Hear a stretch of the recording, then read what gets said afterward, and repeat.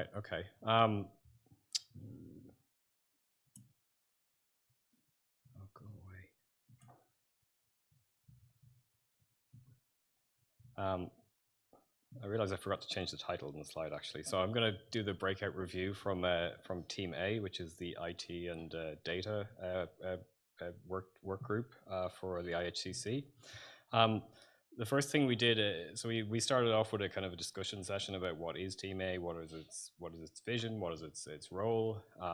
We came up with a version 2 of the vision statement based on that discussion. So we made it a more inclusive, I think. One significant modification is that we wanted to emphasize fair IT standards, so findable, accessible, interoperable, and reusable. That I guess that was assumed to be the case, but we explicitly put it in the vision statement. We wanted to. The statement was quite focused on genomic and genetic data, but of course that's not not the case for all of the IHCC cohorts. So we made it broader. So we talk about genetic data, phenotypic data, environmental data, and biomolecular data to make it more encompassing in terms of our what we want to achieve in terms of IT interoperability and standards. So that was our first significant change. We wanted to kind of just write down what is the kind of overarching use case that we want to achieve in terms of cohort interoperability. And I guess I just walk around with this in my head all the time, and we just reamed it off really quickly in a couple of minutes and put it into a single slide. I mean, it's really, what is the end-to-end kind of cycle that we want to enable? And one is discovery of cohort data by phenotypes, by variables, by whatever information metadata has been collected about the cohorts. And this comes back to our harmonization and the semantic interoperability of the variables that have been collected. And based on the exercise that we're currently doing with trying to get the data dictionaries from all of the IHCC cohorts, I mean, perhaps we might define what the minimum set of variables are that we'll try to harmonize across the cohorts. And Philip will talk about that a little bit more in a few minutes. The second part is how do you apply for access? How do you authenticate yourself? How do you get authorization to access the cohort data if you have a particular research question that you want to answer and you want to combine data from multiple cohorts to do some sort of research? This goes into a whole sort of a set of questions about how do you define your research question? Do you use things like the data use ontology? Do you just describe it in paragraphs of text? Ideas about the researcher ID. How does the data access controller for the cohort authenticate the researcher as a bona fide researcher, maybe, or from a particular institute? How does the institute authenticate that person? And then how does the data access controller actually grant or deny access to that cohort data? And then the kind of culmination of that is being able to enable federated research applications or clinical applications that leverage multiple cohorts to answer a particular researcher question or gather evidence for a particular clinical application. And then this gets into the idea that the data going forward, we think the data sets won't be able to, it'll be less likely that they'll be able to leave jurisdiction. So how do you bring your analysis to the data? And then this gets into all the technical details about data object services, tool registries, workflow execution environments, and how do we unify that whole set of interfaces? And then actually, how do you actually, when you've done your analysis, how do you get the results out of the cohort environment? And it seems there are a whole set of different processes for that at the moment. And how does that get reviewed by the cohort? Does it have to have PI involvement from the cohort? And I guess that kind of goes into Team C's kind of realm a little bit as well. So that's the kind of overarching use case that we want to be able to enable from Team A. We had a fairly extensive discussion about researcher IDs because it's a fundamental concept for cohort interoperability and getting access to cohort data.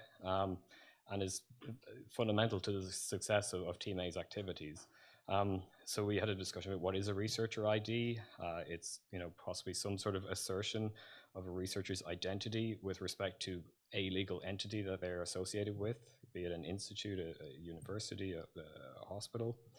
And then we started going into, well, what's the kind of minimum set of requirements or common set of requirements that a data access committee has or might have for an access application. And there's obviously in this whole cycle of gaining access to data, there are a certain set of roles. There's a data controller, there's possibly a data processor, and there's the legal entity that the researcher is associated with, and trying to get that cycle automated and a little bit a little bit faster than the current sort of sending faxes or emails or phone calls. To try and automate that process and make it a little bit faster, we think will be quite powerful. There are some existing ID systems. The ORCID system is one that researchers use quite a lot. The ERA system, there's an Elixir authentication authorization system that coordinates across Europe. But then the question of where do citizen scientists fit into this kind of picture if they don't have an affiliation with a particular institute or legal entity. We thought, one potentially quite powerful project would be to have some sort of demonstrator or pilot project to show that we can do this whole cycle of being able to apply for access to multiple cohorts and automating the whole process of the researcher authentication and authorization. And ideally, if we had cohorts from different continents engaged in this pilot activity, that would be again, that would be quite powerful. Okay, so we had to decide then on which of the proposals to further develop, which of the RFI proposals are to further develop. We had a list of 3 of them that we started with. I mean, the first one is to kind of further think about this kind of discovery atlas. I mean, one of the fundamental challenges that we know is finding cohorts that have the relevant data or the relevant phenotypes that you're studying. So we've kind of gone, proposal 1 here goes wide. It's essentially encompassing as many cohorts as possible from the IHCC extensive list, and trying to harmonize and make them discoverable through an atlas or a portal. And we're going to Philip will talk about that a little bit more in a few minutes. And then we had the second proposal was kind of to go more narrow, take a small set of cohorts, but try and get them set up to go all the way through that cycle that I just talked about on the previous slide, from discovery, access authorization, to being able to do federated analysis and gathering the results. And then, I mean, we did think that there is possibly a scope for the IHCC Team A to develop a set of data best practices which might correspond to possibly Team C's, complementary to Team C's activities. So possibly a best practice document for things like data security, recommended APIs for accessing data, recommended APIs for doing authentication authorization or systems. And we could obviously leverage off standards that are being developed in other initiatives, such as the GA4GH. And potentially this could be something that this set of best practices could be something the funders then could sort of maybe mandate for new cohort initiatives. But we didn't have enough time, so we didn't go through the third proposal, but we put it on the list of potentially proposals that we could move forward with. Now, where's Philip? So Philip's going to talk about the cohort discovery atlas.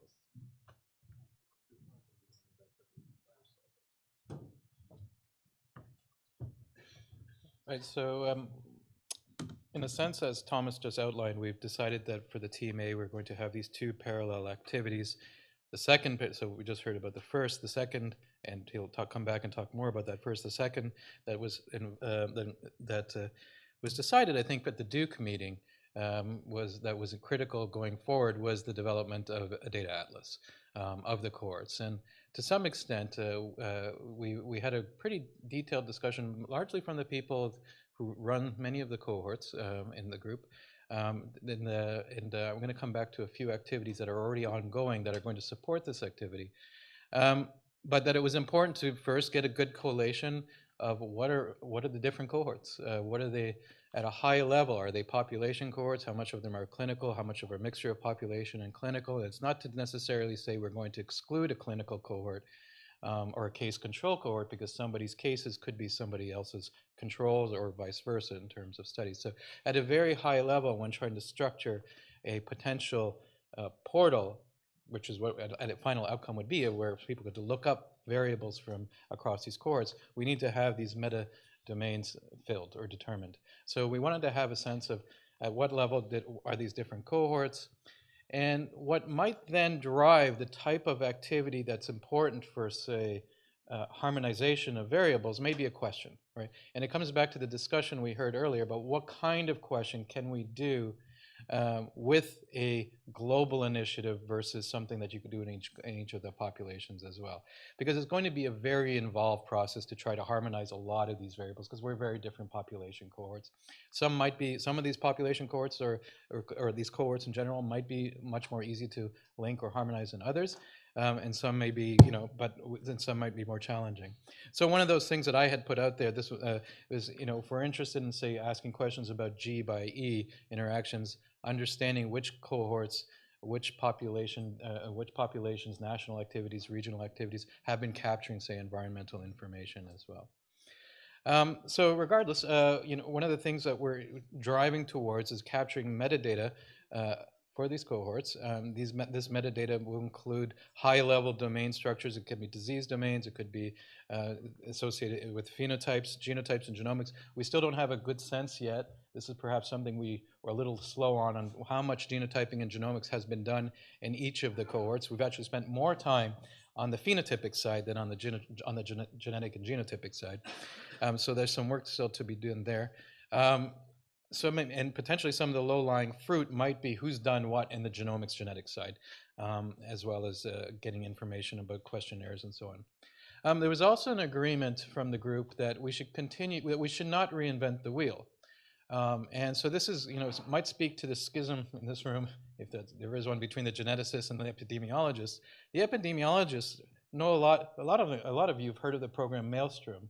Maelstrom is this catalog that's been developed since at McGill and with Isabelle Fortier, and was done in parallel with the Cartesian program and the Canadian cohort program.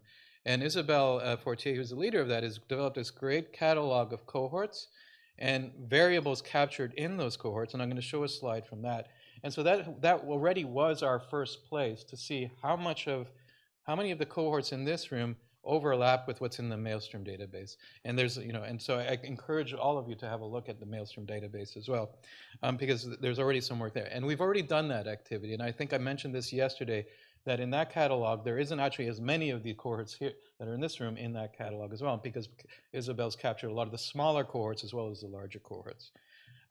So this is just the front page of the Maelstrom website. This gives you a sense of the projects, the individual studies, the cohorts. There's about 195 of them.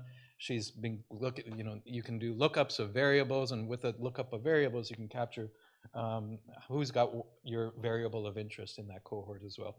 And as I mentioned, I showed this yesterday. This is already a project where we've harmonized these 9 cohorts in circles that are part of the IHCC, or have agreed to be part of the IHCC. And these are the numbers of individuals. So you can see everything from the Canadian cohorts, the UK Biobank, Constance, EPIC, et cetera.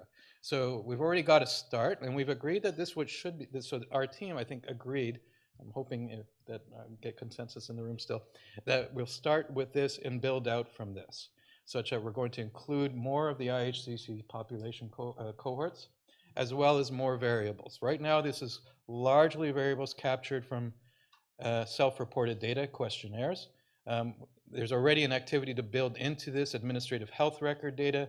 I mentioned this yesterday, so there's ICD codes. So I showed UK Biobank ICD codes that are in here as well, and also the genomic data, blood measures, et cetera, CBCs, and so on. And what should be obvious from that is what's missing, and so what's missing are a number of cohorts from underrepresented countries, LMIC countries, and so on. So I think our first task is when we're including new cohorts into this activity. We've recently just got some information from H3 Africa for some of the variables, for about 24 variables, I think it was, in the REDCap release. So we'll be looking at how some of those variables are harmonized with some of the variables that are already in this cohort as well. And one of the things that we were thinking about in this context as well is, what happens when we start including cohorts from these countries? Because what is the impact on the resources that are there? We heard from the Dementia Project about teams that were developed that help support some of their network of activity. And this might be the kind of thing we need to implement and budget for so that we're not putting too much strain on some of the activities that are already probably taxed in terms of their funding as it is when trying to pull information out and returning information back to them as well. So when we're talking about what's in it for them, we hope to be returning information back to them in terms of how well harmonized the data is, some cleaning maybe of the variables themselves. We're not actually asking for data at this point. We're very far from that, I think, at this point. So there may be some return of information, and then that will require some effort as well. I think that's it for me. And if I've forgotten anything, I had my notes here that we had some much more detailed notes. So if I've forgotten anything, somebody from the team can speak up. But I'm back to Thomas now.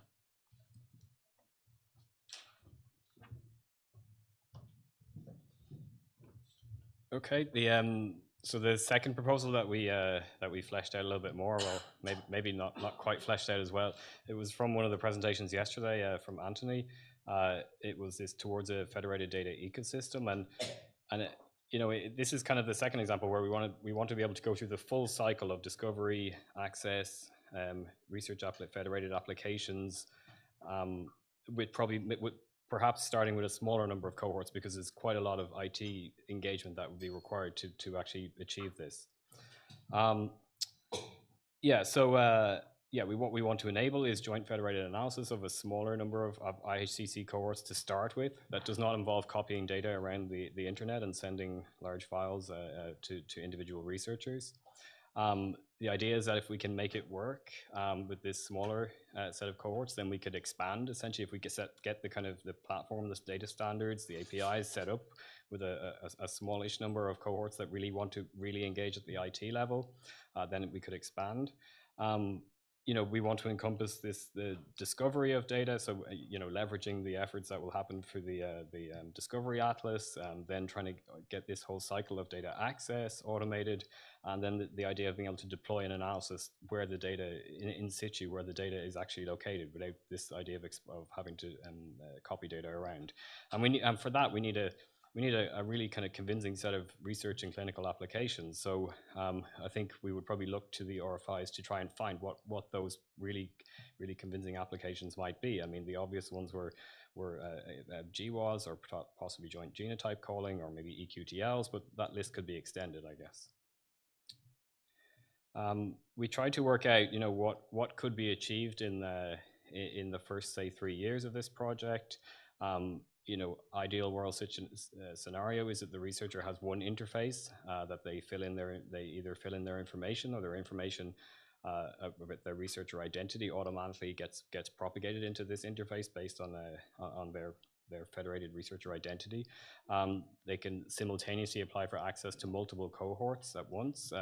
There would obviously probably be some secondary information required by individual cohorts, but if we can define what's the common set of information that the cohorts require from a researcher, we want to, this is all about harmonizing the actual system and the interfaces. How do we get a consistent system for researcher identities that is recognized by multiple cohorts, consistent system for approving the applications, describing the researcher's research goals, maybe using this data use ontology process. And obviously there may be individual additional ethics requirements for individual cohorts, but we really want to try and harmonize this process as much as possible. And then assuming you've got access to the data, then how do you deploy your analysis? So the reason for, again, starting with maybe a smaller set of cohorts is that, we really need a uniform set of interfaces at each one of those cohorts for accessing the data, for actually, connecting to the genetic data or the phenotypic data, and to be able to do the federated kind of applications that we want to enable. We kind of thought, year one to two, maybe if we could get this interoperable AAI demonstration across multiple cohorts, that would be a really huge leap in terms of enabling federated analysis. And then if we could maybe demonstrate some federated analysis applications across cohorts that are maybe in the same physical data center to start with, just to restrict things and make it a little bit easier to get some initial demonstrations. But then, later on in the project, start to do some federated analysis where the data is physically in different jurisdictions, different countries, different data centers. But again, they have to have the consistent set of interfaces to actually access the data. And this is a huge challenge at the moment. This is really at the early stages of, but we have to achieve this to actually be able to do the kind of really kind of large scale federated analysis applications that we want to be able to do across large cohorts. And then at that point, we would obviously be possibly adding new cohorts to the project. We identify, I mean, this is not by no means an extensive list. If there are cohorts that really think that they really want to engage in this project, this list is certainly open, but there would be a significant kind of IT commitment to kind of being involved in this project, and I think that's it. Is there anyone else in the discussion group that wants to add anything else that I might have missed from our discussions?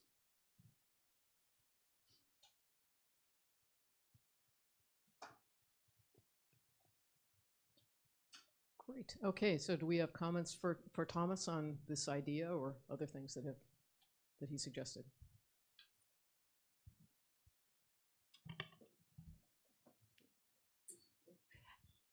Thomas, as an example, in addition to one using genetic data, could you have an example of, let's say, BMI and mortality, so that there's federated analysis where other cohorts, which is majority in this room, who don't have genotype data at the moment, could also be involved, and that will be helpful for them to understand? Yeah, I mean, I think we're quite open to what would be the research that federated analysis questions that could be asked. I mean, we didn't really have an extensive list. We just threw down some of the obvious things, but that list could certainly be extended.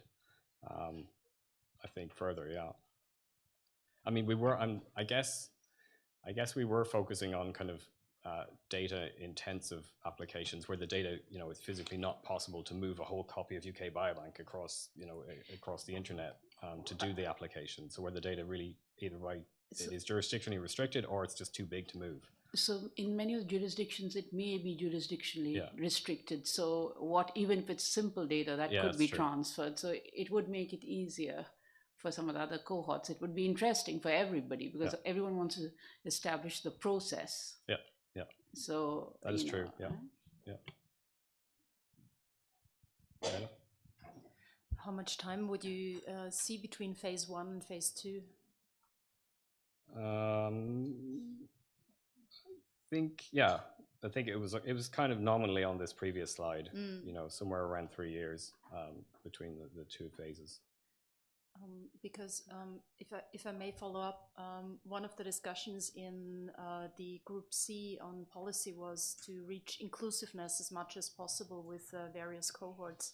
And as here there are the larger cohorts there, it would maybe a mechanism needs to be found also to include cohorts not from rather smaller countries, low and middle income countries as well. Yep.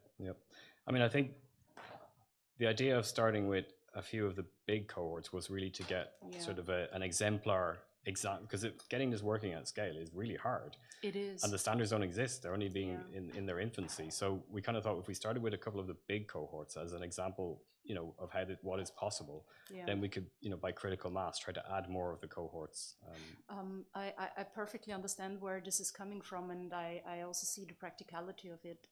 But I want to play the devil's advocate here in also saying that having this lead time up to 3 years might kind of leave out some very valuable cohorts that are smaller because they have different considerations. Yeah. So it's not an extensive list. If there are cohorts, other cohorts that really would want to be part of this project, then absolutely let us know. I mean, it's not an extensive list. It was just the initial. Yeah, and one last comment. Sorry about this.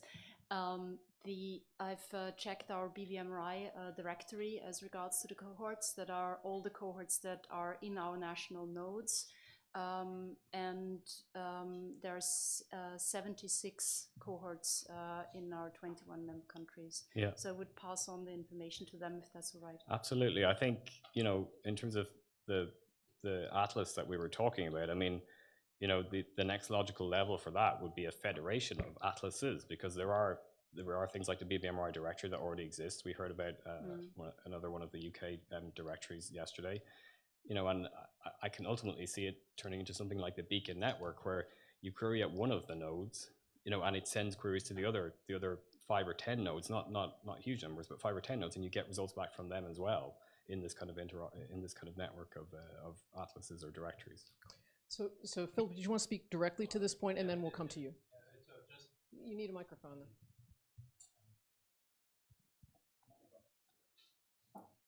Yeah, I mean, just so it's clear, I mean, we saw there are two activities happening simultaneously or in parallel. The data atlas development is going on in parallel with this activity, which is effectively a soup to nuts test, if you like, for 3 of these activities. But while that is happening, and it's happening because some of these cohorts are already potentially harmonizable, but while that is happening, the work is going to happen with bringing in the other cohorts. We heard about the registry yesterday that the UK funders had put together. So reaching out to those cohorts will happen as soon as we can, as well as what I had mentioned before in terms of including or identifying cohorts and their variables and the metadata that could be linked to what we already have. Please, and sorry to keep you waiting. You're going to have to wait. Yeah. I'm sorry. So just a few points that I think it would be a good idea to keep the participation from scientists from LMIC cohort countries, even in the first phase, even if they are not participating. They may participate maybe in later years. So because that will give them a good opportunity to see that how it happens and to develop their skills as well and give more confidence to talk with the government. That's number one. The second thing is you also pointed out that there is also possibility of disease cohort. I was under the impression that this cohort consortium is only for the longitudinal population cohort. So are we considering the disease cohort as well, or?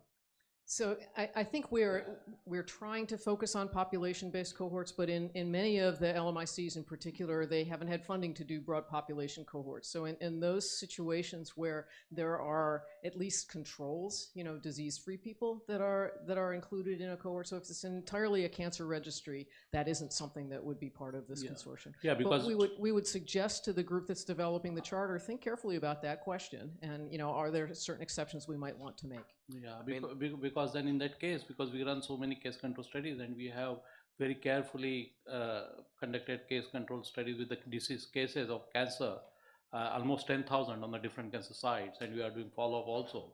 So there is a cohort exists, and we have already done GWAS and other thing on some of the sites already. So if that is the case, then I will happy to include that also as in addition to the Barsh cohort. Well, and remember, we are aiming for the bigger ones. It will be overwhelming to try to deal with every. One of the merits of the case control design is you can do it in a small number. So we need to go for big, but along that line. Okay, and it really speaks to value, right? In terms of it'll have to be done on a case by case. Sorry for the term, but yes. In that kind of way. But at the same time, somebody's cases might be. We talked about this during our team A session. Somebody's cases might be somebody else's controls, and the variables that are collected. So Nikki mentioned that if we have people reporting across, say, Africa about HIV incidents, that's interesting information that could support other larger activities or different activities. So I will share that. And the last point is that when you consider this the data from LMIC, I asked these questions yesterday also, that will you consider the phenotype or disease if the diagnosis is not based on the imaging or the histopathology? Because there will be many occasions, particularly from LMIC, that you have not information on the CT scan imaging or histopathology. Though we know from cancer history data that maybe 70 to 75% of cases will have the histopathology information. Or you will also consider the information from verbal autopsies, because a lot of mortality information coming from LMIC will be even from a Barshi cohort will be from verbal autopsies and not from the medical certificates. So will you consider that or not? So those are a lot of questions. So to some extent, this comes back to identifying in our first environmental scans what the different programs, cohorts, and populations have and have access to. So you're right. A lot of those LMIC countries or ELMIC countries will not have some of those information, but we won't have some of that information from some of the first from some of the countries that are already included here. So this it's really a question of how much of information is there and how much of it can be harmonized such that it's useful for a particular study. Okay, we're about at the end of Team A's time. I know you had a comment. Was there anybody else? Oh, good, Peggy, please. Just a short question. This system or this federated system, it's an open system. So even though it's only 3 or 4 cohorts, it will be based on open standards. Yeah. So all the other cohorts and all research groups could use this. They could certainly put those interfaces over their cohorts to enable further participation. Yeah, absolutely. I mean, but they could use it in terms of doing research projects and learning how to use. All right, go for it. Yeah, all the code that will be used is open source. Use your mic. Sorry about that. All the code that's being written is open source and available in a GitHub repository. And if you have the operational skills to stand it up, you would be free to use it for sure. And actually, not just free, we would love it if you did. So yes, definitely. So, but I think what you're asking is not, I would apply it in my cohort, is I would use your cohorts without my data to address research questions. So these 4 or 5 cohorts that come together, would everybody have access to them? May not be a question you want to answer right now, but I think that's what you're asking. They would apply through the usual channels. I mean, just like anyone else. But still, but it's not that the data would only be available to those 5 cohorts. No, this is actually that was your question. Yeah, this is to make these cohort data more reusable for researchers. So absolutely, yeah.